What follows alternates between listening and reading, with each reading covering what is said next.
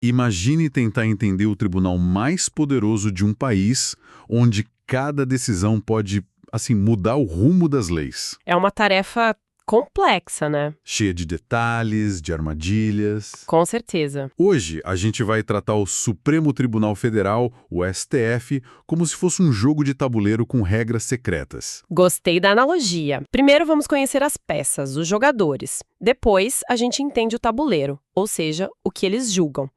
E o mais importante, vamos revelar as regras ocultas, as pegadinhas que podem te fazer perder o jogo se não prestar atenção. É uma analogia perfeita, porque o material de estudo que a gente tem aqui é exatamente isso, um guia para não ser pego de surpresa. Nossa missão é extrair a estratégia por trás do manual de regras. Certo. E a primeira coisa que chama a atenção é a definição do STF como o guardião da Constituição. Não é só um apelido, então. Não, de jeito nenhum. Não é só um apelido bonito.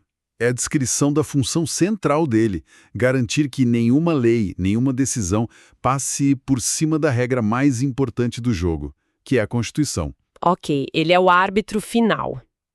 Então vamos começar com as peças principais desse tabuleiro. Quem são as pessoas que compõem esse tribunal e, assim, como elas chegam lá? As peças centrais são os 11 ministros. É um número fixo. E uma das coisas que eu achei divertida no nosso material foi uma dica para nunca esquecer esse número. Ah, é? Qual? Pensar na sigla STF como somos time de futebol. Essa é boa. Um time com 11 jogadores. Gruda na memória, né? Totalmente. Mas imagino que para entrar nesse time, o processo seletivo seja um pouco mais rigoroso que uma peneira de clube. Quais são as regras para ser convocado? Bem mais rigoroso. As regras estão lá no artigo 101 da Constituição. São basicamente 4 filtros. Primeiro, tem que ser brasileiro nato, não pode ser naturalizado. Ok. Segundo, a idade, que é uma janela bem específica, mais de 35 e menos de 70 anos. E o terceiro e o quarto são os mais subjetivos. Deixa eu adivinhar. Notável saber jurídico e reputação ilibada. Exatamente. E esses dois são os que sempre geram mais discussão, certo? Notável saber não é algo que se mede com uma prova. E reputação ilibada na prática é ter uma ficha limpa, uma vida sem grandes escândalos. Isso. São conceitos abertos que acabam sendo avaliados politicamente. E aqui tem uma curiosidade que o nosso guia aponta e que, olha, surpreende muita gente. O quê? A Constituição, formalmente, não exige que o indicado seja formado em direito, nem que seja um juiz de carreira. Espera, isso é sério? Quer dizer que, em tese, um filósofo ou um economista com grande conhecimento das leis poderia ser ministro do STF? Em tese, sim. Na prática, isso nunca aconteceu. Todos os ministros até hoje foram juristas renomados, a maioria com doutorado, carreira acadêmica, Claro. ou longa experiência na advocacia, no judiciário.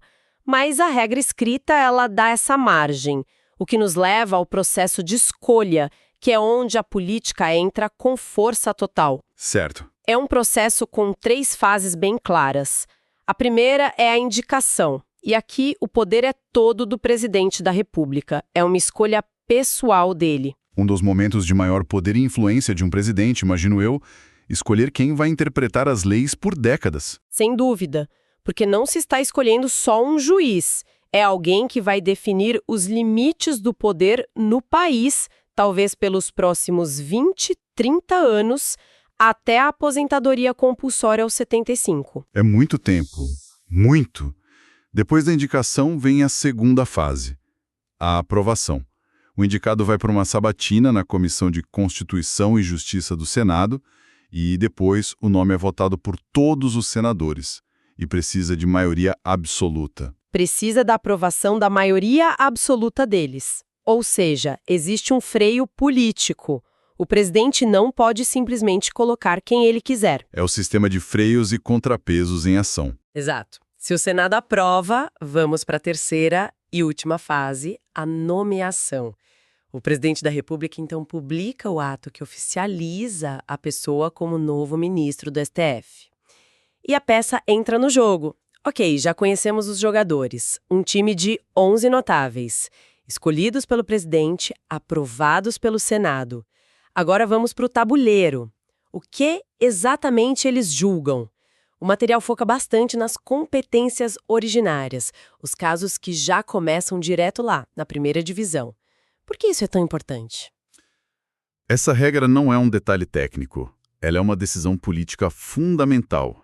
A ideia da competência originária é tipo blindar os casos mais sensíveis do país, aqueles que envolvem a cúpula do poder. Isso.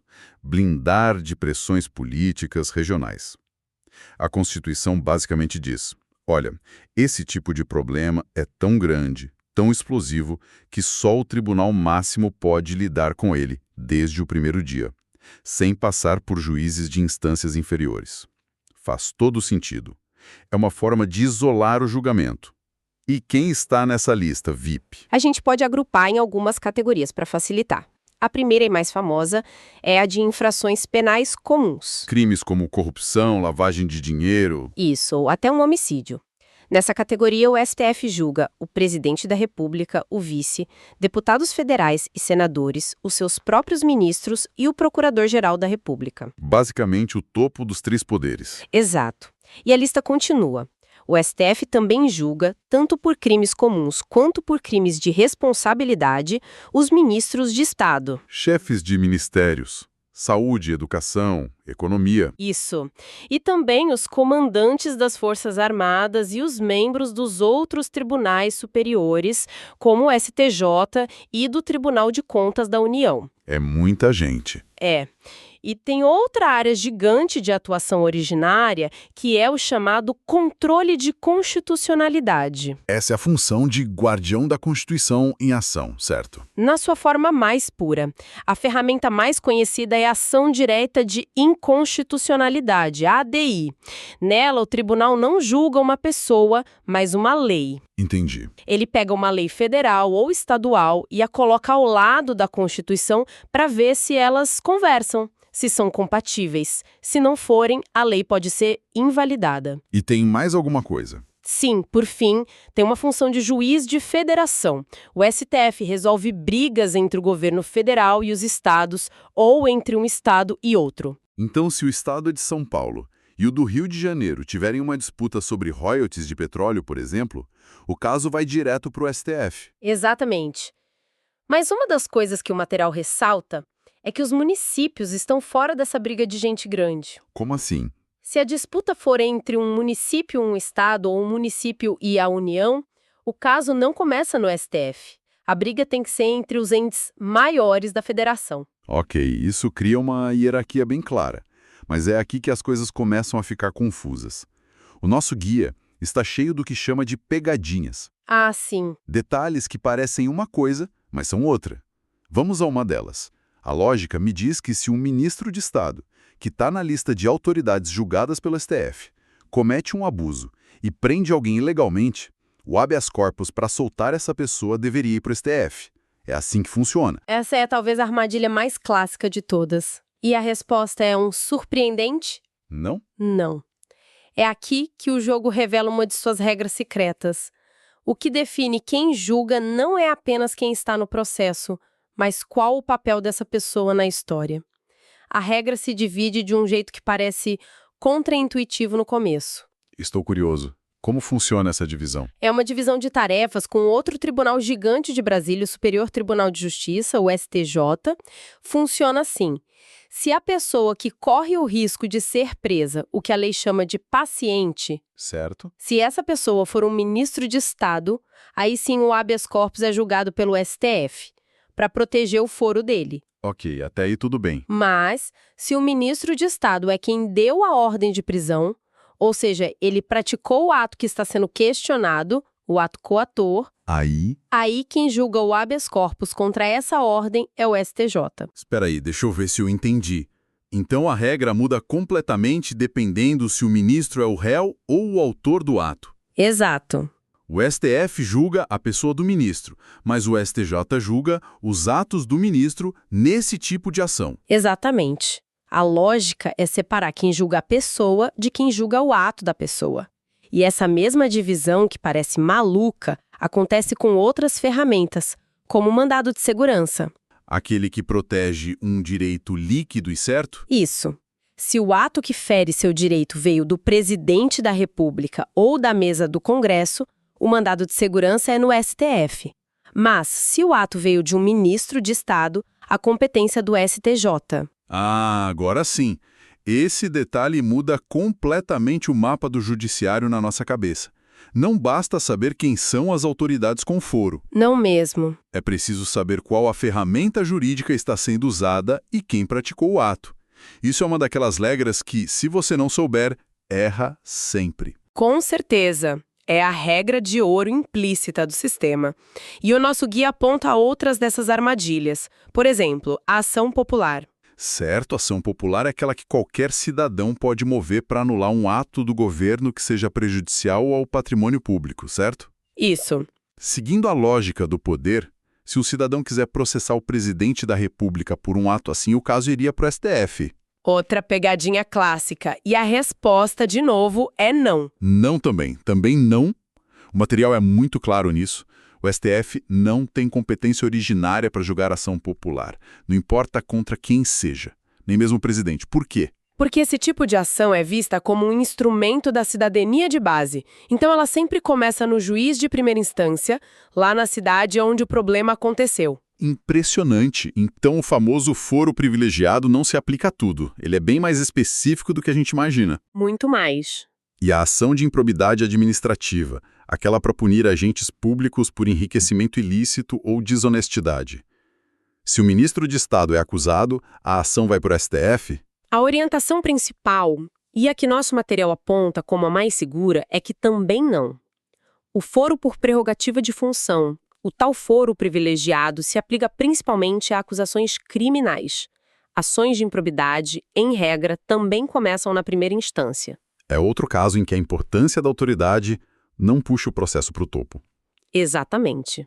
Certo, então já entendemos quem joga em casa nos casos que já nascem no STF e as regras secretas que confundem todo mundo. Mas a maior parte do trabalho de um Tribunal Supremo, eu imagino, é analisar o que vem de fora, né? Com certeza. Processo comum de um cidadão qualquer consegue essa passagem dourada para ser ouvido pelos 11 ministros. É a outra metade do jogo, a competência recursal. E aqui, podemos pensar no STF como uma fortaleza com portões muito bem guardados. Gostei. Para um caso que não começou lá dentro, chegar, ele precisa de uma chave especial. Basicamente, existem duas chaves. A primeira é o recurso ordinário, que é uma chave mais rara, usada em situações bem específicas. Que tipo de situações? Imagina que você pediu ajuda a um tribunal superior, como o STJ, com o habeas corpus para proteger sua liberdade, e eles disseram não. A lei chama essa decisão de denegatória. Certo. Esse não de um tribunal superior te dá o direito de usar essa chave rara, o recurso ordinário, para bater na porta do STF e pedir que eles reavaliem. Outro caso que usa essa chave é o de crime político. Ok, essa é a chave rara.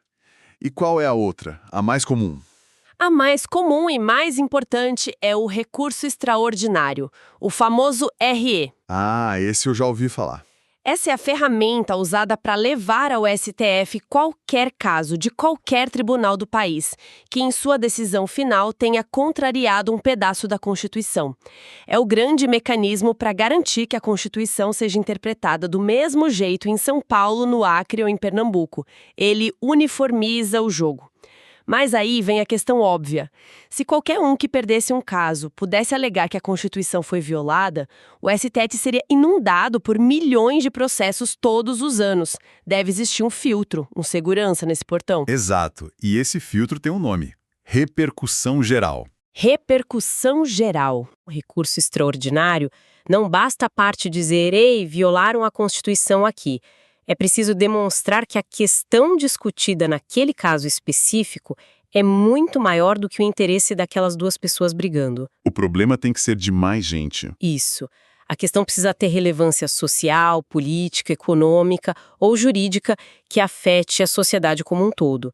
Por exemplo, uma discussão sobre o direito à aposentadoria de uma categoria inteira. A validade de um imposto que milhões pagam. Ou a interpretação de um direito fundamental, como a liberdade de expressão. O STF atua como um curador. Ele seleciona as grandes teses constitucionais que o país precisa resolver. E a decisão que ele tomar para aquele caso vai valer para todos os outros casos iguais que estão parados na justiça. Então, para amarrar tudo isso, nós temos o time de futebol de 11 ministros escolhidos pelo presidente e aprovados pelo Senado. Isso. Eles julgam a cúpula dos poderes em crimes, mas o tabuleiro é cheio de regras de competência que dividem as tarefas com o STJ.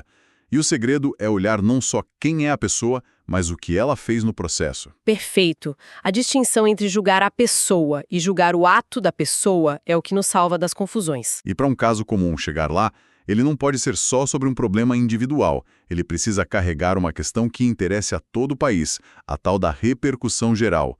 O caso precisa ser, de fato, extraordinário. Essa é a síntese perfeita. A repercussão geral é o portão que só se abre para as grandes discussões constitucionais do Brasil. Essa análise realmente ilumina o tabuleiro e mostra que a hierarquia da justiça tem uma lógica interna cheia de nuances que fazem toda a diferença. Sem dúvida. E se a gente conectar todas essas regras a um quadro maior, a gente percebe uma tensão fascinante no papel do STF. Uma tensão. Por um lado, ele é, em sua essência, o guardião da Constituição. A promessa de que todo e qualquer cidadão tem um lugar para recorrer quando acredita que seu direito mais básico foi violado. É o protetor final. A última instância de esperança, por assim dizer. Exato. Mas, por outro lado, com mecanismos como a repercussão geral, ele se torna um selecionador, um curador que diz: de todos os problemas constitucionais do país, apenas estes são importantes o suficiente para merecer minha atenção agora. Ele precisa filtrar para não ser engolido pela demanda. Exato. E essa tensão nos deixa com uma pergunta para refletir, não é? Qual seria? Isso levanta uma questão fundamental para se pensar. Como um tribunal equilibra essa dupla identidade? A de ser o intérprete final da Constituição para todos, acessível a qualquer um, e, ao mesmo tempo, a de ser um filtro que precisa, por necessidade prática, escolher quais questões são relevantes para a sociedade. É uma boa pergunta. O que, no fim das contas, define o que é importante para um país inteiro. E quem decide o que é importante? É uma reflexão sobre a difícil balança entre ser onipresente e ser seletivo.